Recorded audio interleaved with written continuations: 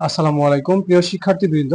আজকের ক্লাসটি খুবই গুরুত্বপূর্ণ হতে চলেছে। আমি মূলত আজকে আলোচনা করব এসএসসি পরীক্ষা 2026-এর অধ্যায় ভিত্তিক যে বহু নির্বাচন আছে সেটা নিয়ে। বিষয় বাংলাদেশ ও বিশ্ব পরিচয়, অধ্যায় 2 বাংলাদেশের স্বাধীনতা, এই বিষয়টি নিয়ে বা এই টপিকটি নিয়ে। এখানে সর্বমোট 50টি নৈর্ব্যক্তিক বা বহু নির্বাচনের প্রশ্ন থাকবে ইনশাআল্লাহ।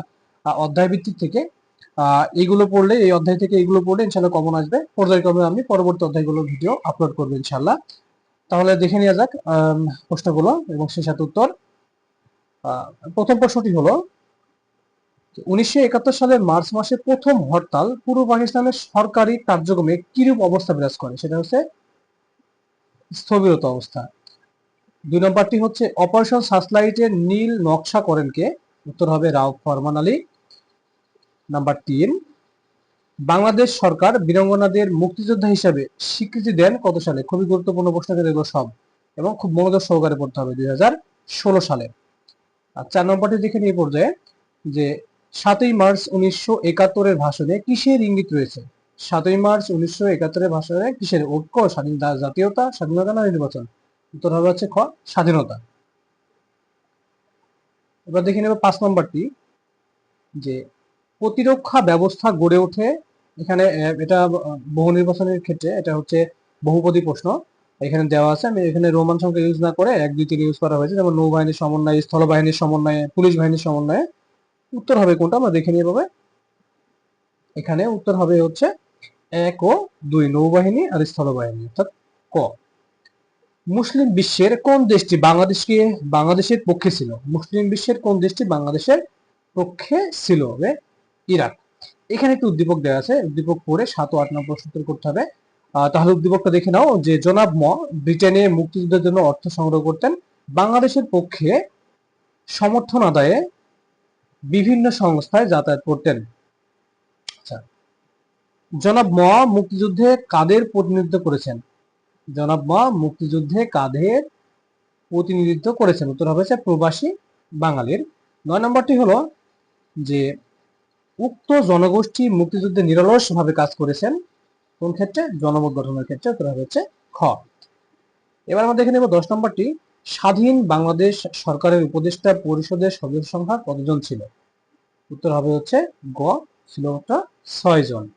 আচ্ছা, 11 নম্বরটি হলো, কোন সরকার বাংলাদেশের মুক্তিযুদ্ধের প্রতি সহানুভূতিশীল ছিল? মার্কিন, চীন, কুয়েত, হচ্ছে ব্রিটিশ। 12 নম্বরটি হলো, যে মুজিবনগর সরকার কত তারিখে শপথ গ্রহণ করে? 17 এপ্রিল। 13 নম্বরটি হচ্ছে এরকম, মুক্তিযুদ্ধে গণমাধ্যম যে ভূমিকা পালন করে, এটা কিন্তু বহুপদী প্রশ্ন।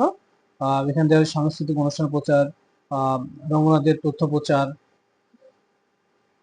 এখানে 13 নম্বরটি হচ্ছে বহুপদী প্রশ্ন, যে মুক্তিযুদ্ধে গণমাধ্যম যে ভূমিকা পালন করে সাংস্কৃতিক অনুষ্ঠান প্রচারে, রণাঙ্গনের তথ্য প্রচারে। 3 নম্বরটি হলো, যোদ্ধাদের অনুপ্রাণিত করে। উত্তর হবে হচ্ছে 1 ও 2। 14 নম্বরটি হচ্ছে, জাতীয় গণহত্যা দিবস কবে? জাতীয় গণহত্যা দিবস হচ্ছে 25 মার্চ। উত্তর হবে হচ্ছে ঘ। এম মনসুর আলী কি ছিলেন? উপরাষ্ট্রপতি, প্রধানমন্ত্রী, অর্থমন্ত্রী, ত্রাণমন্ত্রী? উত্তর হবে হচ্ছে অর্থমন্ত্রী। কোন সংস্থা 7ই মার্চের ভাষণকে ওয়ার্ল্ড ডকুমেন্টারি হেরিটেজ হিসেবে স্বীকৃতি দিয়েছেন? উত্তর হবে হচ্ছে ঘ, ইউনেস্কো। 17 নম্বরটি হচ্ছে, কমিউনিস্ট পার্টির নেতা কে ছিলেন? কমিউনিস্ট পার্টির নেতা ছিলেন কমরেড মনির সিং। 18 নম্বরটি হচ্ছে, ভেটো ক্ষমতা সম্পন্ন দেশ কয়টি? ভেটো ক্ষমতা সম্পন্ন দেশ হচ্ছে 5টি। বাংলাদেশের মুক্তিযুদ্ধ বিশ্ব পরিমণ্ডলে কাদের অনুপ্রাণিত করে? স্বাধীনতা কামীদের। এবার দেখে নেব 20 নম্বরটি। 20 নম্বরটি এখানে আসলে বহুপদী, যে মুজিবনগর সরকার কোথায় মিশন স্থাপন করেন? দিল্লি, ওয়াশিংটন, দোহা? উত্তর হবে হচ্ছে 1 ও 2, দিল্লি এবং ওয়াশিংটন। 21 নম্বরটি হলো, শেখ মুজিবুর রহমান কত তারিখ অসহযোগ আন্দোলনের ডাক দেন? 2 মার্চ। 22 নম্বরটি হলো, কার নেতৃত্বে ছাত্র সমাজ স্বাধীন বাংলাদেশের পতাকা উত্তোলন করেন? সম আব্দুর রব। এবার দেখে নেব একটি অনুচ্ছেদ, তার সঙ্গে কিছু প্রশ্ন এবং তার সঙ্গে উত্তর। 23 এবং 24, জনাব 1970 সালে রাজশাহী বিশ্ববিদ্যালয় থেকে পাশ করে সদ্য কর্মস্থলে যোগদান করেছিলেন। মুক্তিযুদ্ধ শুরু হলে তিনি চাকরি ছেড়ে দিয়ে যুদ্ধে যোগদান করেন। তিনি মুক্তিযুদ্ধে কাদের প্রতিনিধিত্ব করেন? হচ্ছে খ, পেশাজীবীদের। 24 নম্বরটি হচ্ছে, যে উক্ত গোষ্ঠী মুক্তিযুদ্ধে অংশগ্রহণ করে পরোক্ষভাবে মুক্তিযুদ্ধের তথ্য নিয়ে শরণার্থীদের মানসিকভাবে সাহস জুগিয়ে। উত্তর হবে হচ্ছে তিনটায়। 25 নম্বরটি হলো বিশেষ দূত হিসেবে নিয়োগ করা হয় কাকে? বিচারপতি আবু সাইদকে। 26 নম্বরটি হচ্ছে যে বহির্বিশ্বে মুক্তিযুদ্ধের পক্ষে প্রচারের প্রধান কেন্দ্র ছিল কোনটি? ছিল হচ্ছে লন্ডন। 27 নম্বরটি হলো যে মুক্তিযুদ্ধে কাদের অবদান ছিল অনন্য ও গৌরবদীপ্ত? 27 নম্বর উত্তরটি হচ্ছে খ পেশাজীবীদের। পাকিস্তান বাংলাদেশকে কত বছর শাসন করে? 24 বছর। 29 নম্বর হচ্ছে যে শিক্ষা কমিশন রিপোর্ট করা হয় কত সালে? উত্তরটি হবে হচ্ছে এখানে দেওয়া আছে 1962, 1964, 1963, 1964, 1964 কোনটা? সঠিক হবে হচ্ছে 1 আর 3। 30 নম্বর হচ্ছে অপারেশন সার্চলাইট নীল নকশা করেন কে? এক টিক্কা খান, ইয়াহিয়া খান, রাও ফরমান আলী। উত্তর হবে হচ্ছে 1 ও 3, টিক্কা খান আর রাও ফরমান আলী। 31 নম্বরটি হলো বাংলাদেশের স্বাধীনতা ঘোষণা দেন কে? জিয়াউর রহমান। 32 নম্বরটি হচ্ছে পিপিপি এর নেতা কে ছিলেন? উত্তর হবে গ জুলফিকার আলী। চরমপত্র কি? উত্তর হবে হচ্ছে অনুষ্ঠান। এবার আমরা দেখে নেব 34 নম্বর। 34 নম্বরটি হচ্ছে যে স্বাধীন বাংলা বেতার কেন্দ্র চালু হয় কত তারিখ? উত্তর হবে হচ্ছে ক 26 মার্চ।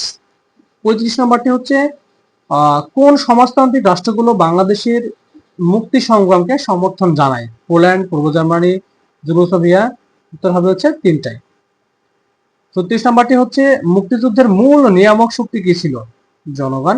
37 নম্বরটি হলো কোন গণমাধ্যমটি মুক্তিযুদ্ধের অগ্রগতি সম্পর্কে বিশ্ব জনমত তৈরি করেন? সেটা হচ্ছে বিবিসি। 38 নম্বরটি হলো মহান মুক্তিযুদ্ধে নারীদের ভূমিকা কেমন ছিল? গৌরবোজ্জ্বল। 39 নম্বরটি হলো কনসার্ট ফর বাংলাদেশ আয়োজন করেন কারা? Ravishankar, George Harrison, Ali Akbar. উত্তর হবে হচ্ছে তিনটাই। ঠিক আছে, তিনজনই কিন্তু আয়োজন করেন ওই সময়। ঠিক আছে, এবার আমরা দেখে নেব 40 নম্বরটি। 40 নম্বর প্রশ্ন এরকম যে ব্রিটেন ছাড়াও আর কোন কোন দেশের গণমাধ্যমগুলো পাকিস্তানি হানাদার বাহিনীর বিরুদ্ধে বিশ্বমত সৃষ্টিতে সাহায্য করে? France, Russia, Japan. উত্তর হবে হচ্ছে 1 ও 3, গ নম্বরটি ফ্রান্স আর হচ্ছে জাপান। 41 নম্বরটি হচ্ছে স্বাধীনতার ইস্তেহার পাঠ করেন কে? শাহজাহান সিরাজ। 42 নম্বরটি হলো যে বিভিন্ন আন্তর্জাতিক ফোরামে বক্তব্য রাখেন কারা? পেশাজীবীরা। 43 নম্বরটি হলো কত সাল থেকে কত সাল পর্যন্ত ভাষা আন্দোলন হয়? 1948 থেকে 1952 সাল। 44 নম্বরটি হলো মুজিবনগর সরকারের মোট কতটি মন্ত্রণালয় ছিল? তোর হবে হচ্ছে 12টি। 45 সারা দেশে হরতাল পালিত হয় কত তারিখ? 3রা মার্চ, হবে 3 মার্চ। এই পর্যায়ে আমরা দেখে নেব 46 নম্বরটি খন্দকার মোশতাক আহমেদ ছিলেন পররাষ্ট্রমন্ত্রী।